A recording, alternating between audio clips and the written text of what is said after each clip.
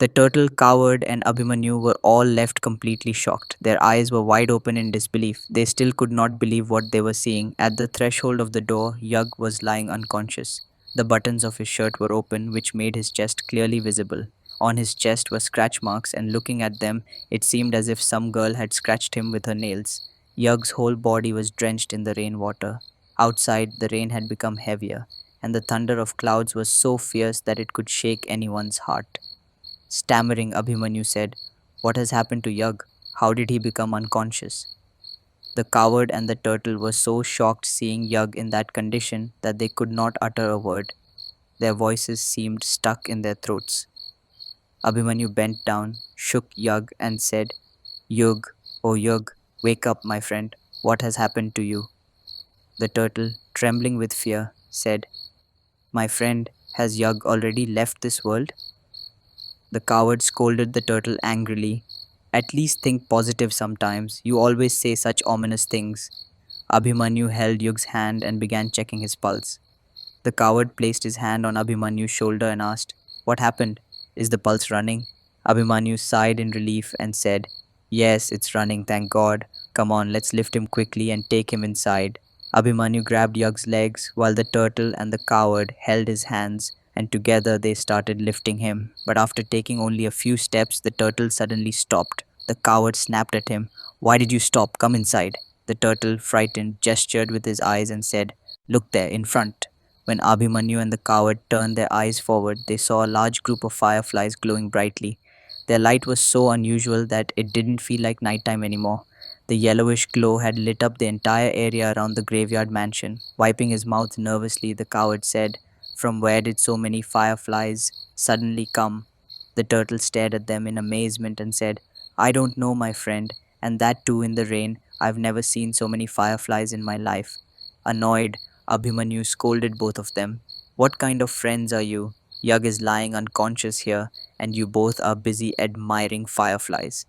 Embarrassed, the coward said, "Sorry, my friend, we forgot. Let's take him inside now."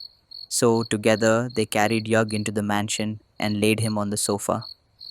The coward patted Yug's cheeks and said, "Yug, oh Yug, wake up, my brother.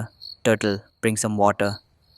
The turtle examined Yug from head to toe and said, "My friend, he's already soaked in water, and you're asking me to pour more on him? I don't think pouring water will help." The coward insisted, "Just bring it. I've seen it in films. Whenever someone faints, pouring water revives them." The turtle argued, "That's real life. There's a difference between real life and real life." Annoyed, the coward said, "Stop your lecture and just bring it. Sometimes the things shown in films and stories do turn out to be true. Don't forget, films and stories are inspired from real life." The turtle knew then that no matter what, the coward would insist on pouring water, so unwillingly he picked up a bottle from the nearby table. On the table were a few open bottles of alcohol and water, which they had earlier planned to use for making drinks. Without checking carefully, the turtle picked up one bottle and poured it all over Yug's face. But to his shock, it wasn't water, it was alcohol. The coward covered his mouth in frustration. "What have you done? I told you to pour water, and you poured alcohol on his face." Scratching his head, the turtle said, "Sorry, my friend, it happened by mistake. I didn't notice." Before the coward could finish scolding him further, Abhimanyu interrupted. "Quiet, both of you. Look, Yug is moving." Slowly, Yug opened his eyes, holding his head in pain. Abhimanyu asked, "Are you alright, Yug?" Yug replied weakly, "Yes, I'm fine, just feeling heavy in my head."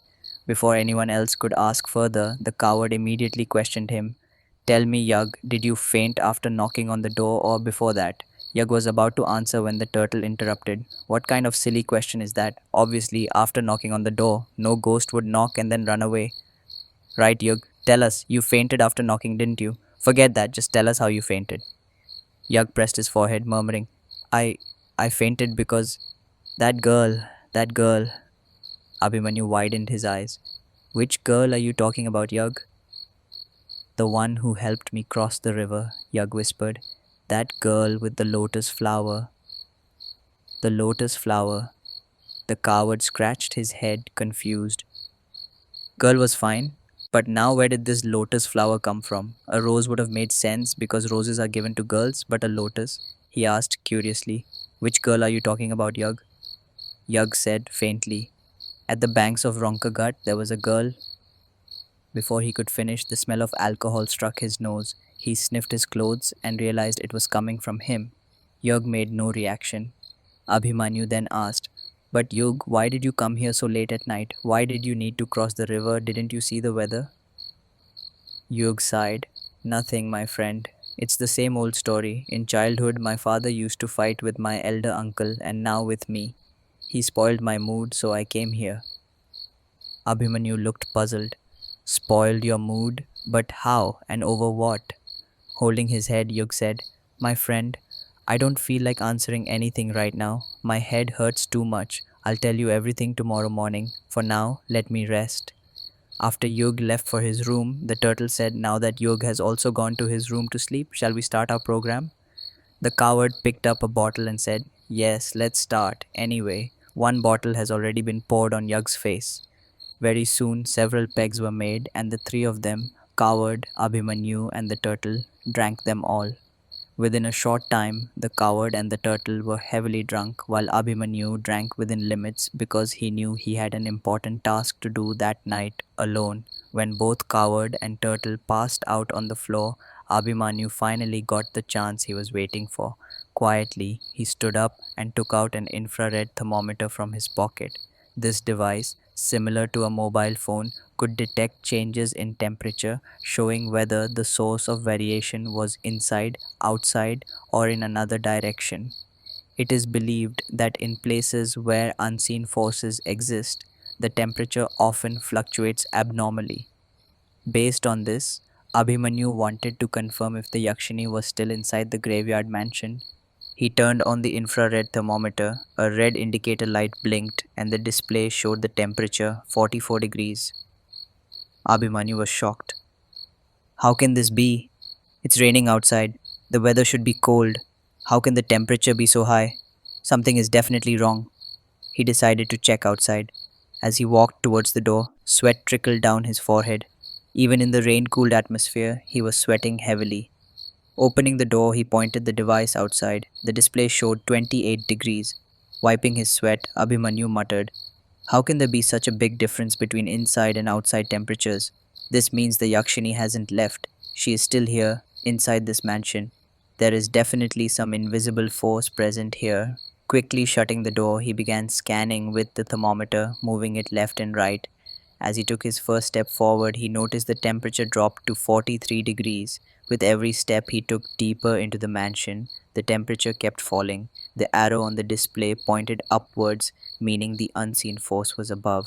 Abhimanyu's heart filled with a strange mix of fear and satisfaction, thinking, Yes, the Yakshini is still here, locked in the upper room, room 666.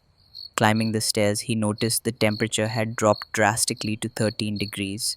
Shivering with cold, he couldn't understand how there could be such a huge difference between the lower and upper areas. Just a few steps away from room 666, he suddenly noticed the arrow on the display had shifted, pointing not at room 666 but the room beside it.